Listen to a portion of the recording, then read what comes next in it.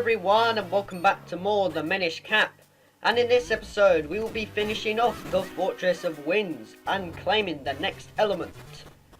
And we've got all of the items like the boss key, the compass and all that. So we could go to the boss right now, but there are a couple of things I want to do first.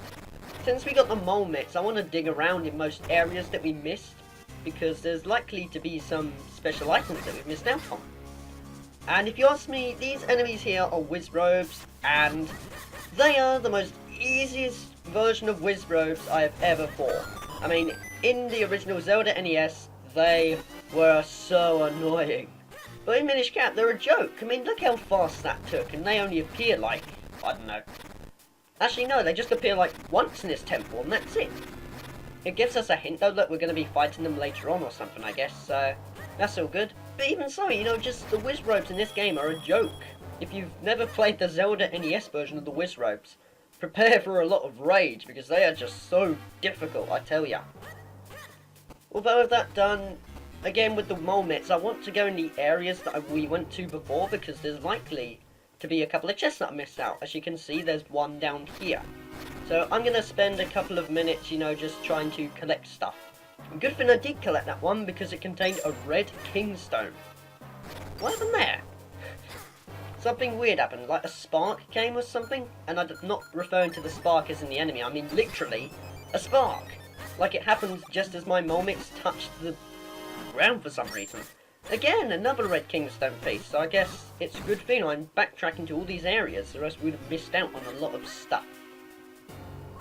But let's just descend down with normal link. I was about to say Minish link then, and that would have been incorrect.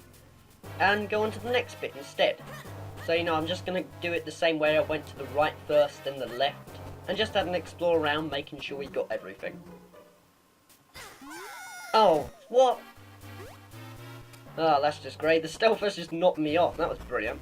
That has never happened to me, because honestly, they're placed in a really weird way being there. You would have thought that with it being a Game Boy Advance game, and a bit of a hard game if you ask me, they would have like placed the stealth bosses, or stealth boss, at the edge of a cliff to make sure that you fall down. But no, they just put them right next to the barrier so that you're safe. I don't know, it's just something that bugs me, but not a lot. Don't take it for granted or anything. What was that? So with that, how about we just go and get our mole mitts out and dig around the place, because I swear there's a chest. Or at least there should be. I could be wrong about that, actually. In fact, we'll just skip this area completely and just grab this red rupee over here. And good thing I avoided the rupee like, or else that would have got me, and that wouldn't have been very good. But because we've got the mole mitts, we will now be able to collect this chest. And it is, why aren't you digging? A red kingstone. So pretty much most of these chests that we would have missed out on wood are red kingstones. So good thing I went for them, because like I was saying, red kingstones are really rare. Red kingstones are really rare. There you go, I said it right this time. Try saying that 5 times fast. Red kingstones are really rare. Oh god. What's happened to me? Let's just descend down this hole, and I think that's pretty much all of the items. I could be wrong about that, so let's just check on the map, just to be sure. Yep, that's very much all of the chests, so I guess there's nothing else to do but to go off to the boss's room. So I guess I'll cut back. Oh, actually no, there's no point in cutting it, because I mean, it's going to take us right up here, so there's no point in me showing that. And the boss's room is actually located downwards this time. And honestly, I've forgotten one chest. And it's weird how that one doesn't appear on the map. That's the one thing I don't get, actually. It would have been better in this place if they showed, like, the ones, you know, where you collect kingstones. I know they're not needed in the dungeon or anything, but it would have been nice to at least show where all the chests are. Because, I mean, it only just showed the ones where you need the items and all that. And this is why I wanted to go in the other rooms before, because if we didn't get the mole mitts, we wouldn't have been able to get past this area. Well, let's just dig our way through and take on the boss. But if you want to teleport back, just push this and it will make this teleporter appear. That was said brilliantly. How about we could take on the boss of the Fortress of Winds? And of course we get interrupted by this. we get like loads of sparks and a couple of skulls. And I'm getting electrocuted like mad there, so that was embarrassing. Oh, there I go again. I remember before in my camera file, I was just getting zapped like crazy and they wouldn't stop. Because honestly, when I did this with a camera, I didn't realise you could use your boomerang and hit sparks to turn them into fairies. So it definitely made it a bit easier realising that this time around. But our health is replenished, and now we're going to take on the boss, because we got interrupted there.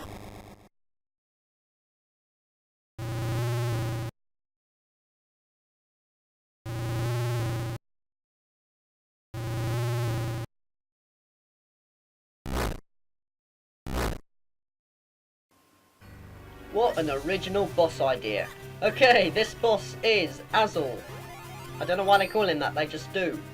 And honestly, this boss is quite similar to, you know, Irock from Super Mario 64 and the boss from The Legend of Zelda Wind Waker. But I've never played Wind Waker, so I can't really tell you what that boss is as such. But even if this is an original idea, I still quite like this boss battle, because it allows us to use our bows for the best advantage, and that's by hitting them in the eye, basically. In Mario 64, you punched them. In Zelda Wind Waker, I think you hit them with your arrows, but I could be wrong about that. And in this one, you just hit them with your arrows, so it's nice to see that brought this back or something, I guess. I don't know. But after hitting the arrows with his eyes, it will cause them to break down, and if you just go into your Minish and hit that blue triangular web thing in there, that's how you deal damage to the boss. Because it may look like we would have been doing damage to him if we shot him with our arrows, but honestly, that's just to stun him. And I completely missed there, that's just great. So my accuracy's right this episode. Okay, he's really not giving me a chance at all here. Okay, so that's that one done, and you want to stay clear when he does that, or else he'll grab you and start to throttle you. And of course that's not good, obviously. But simply it's just, you know, rinse and repeat, but if you just keep at it, it's a lot of fun. And honestly, I quite like this boss battle, especially the fact that you have to turn into a Minish in order to attack it, because you have to do some exploring around.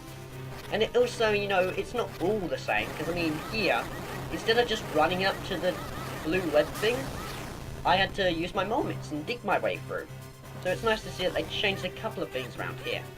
And there's actually this move he'll pull off. I might not be able to show it though, but he's really going to show it off, but I'll try my best to make him do it or something, I guess. Either that or I'll show it off in like a bonus video or something. Whoa, I want to roll out of the way there. If you ask me, I barely avoided that. That was quite good. So, yeah, that's what I mean by when he shoots his laser. You'll find like this massive blue thing, you just want to avoid it and make sure that you don't get hit. So, keep note of that, I guess. But with that, how about we deal the final blow to this boss? And it's right here, that's pretty convenient.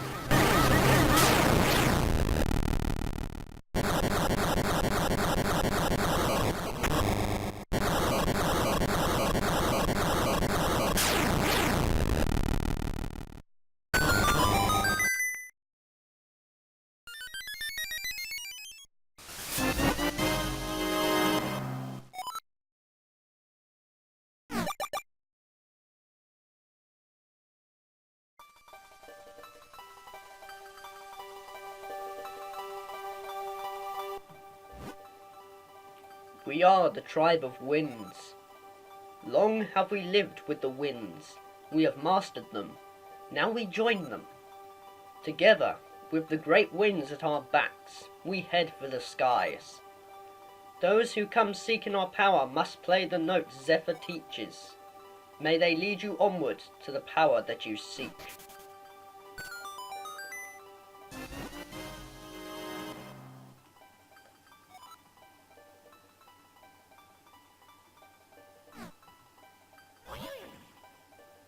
I do believe this is where the tribe of winds once lived. So they've left for the heavens, and they're taking their elements with them. It looks like the wind element is beyond our reach for the time being. We have no choice but to press on.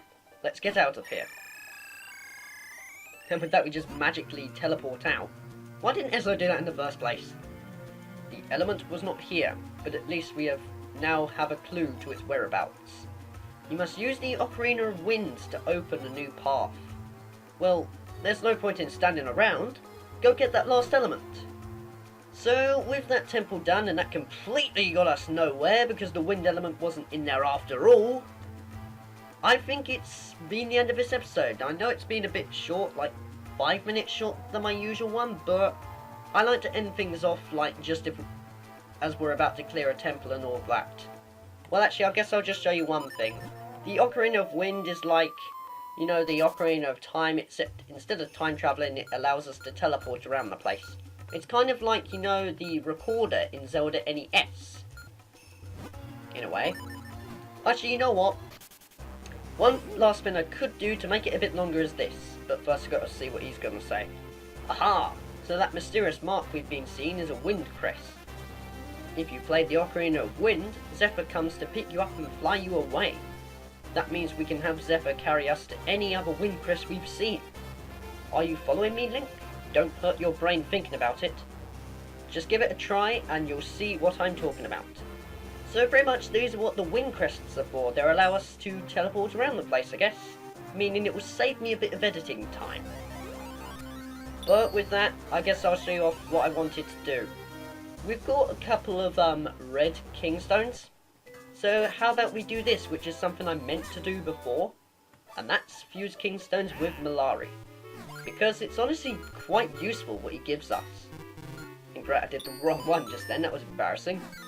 So let's go see what prize he has waiting for us.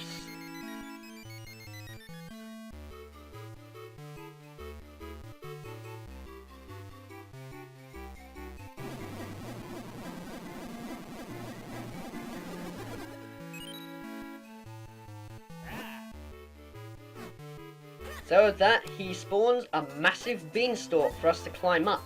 And even though I've got the Ocarina of Wind, I can't teleport myself there. So to save a bit of time, I'm going to cut ahead to when we got to the top of the mountain, and you know we used the mushrooms to help us bounce across it. See you guys in a bit. Okay, now that we're at the top, how about we go and climb the beanstalk? And these Tektites are really annoying me. So, let's climb. Again, just the views on this is so good for a Game Boy Advance game. Look at the depth. It's amazing. And at the top we will find lots of 20 rupees and a piece of heart. So that is one reason why I wanted to do this Kingstone fusion with Malari. And because of that, I now have 11 heart containers. Honestly, that's something I forgot to mention before actually. When we got the heart container in the Fortress of Winds, we now have like... we had, shall I say, over 10 heart containers, meaning we're halfway through collecting all heart containers. I mean, well, there's 20 of them. And now that we got 11, it makes it slightly easier. But with that, I guess I will teleport back to Hyrule Town. Oh, actually, no, I can't, because I forgot to activate a wind crest. That's just brilliant. And... okay, where should I spawn, actually? You know what? Why not? How about we just spawn right back to our house? Because, I mean, Link's got to go home anyway. With that, oh, for goodness sake. I think it's been the end of this episode. And I hope you've enjoyed it, so I will see you in the next one. But we'll probably be doing side quests mostly, but I'm trying to shorten it down a bit. So take care guys, and I will see you in the next one. And I really don't know what that was about at all.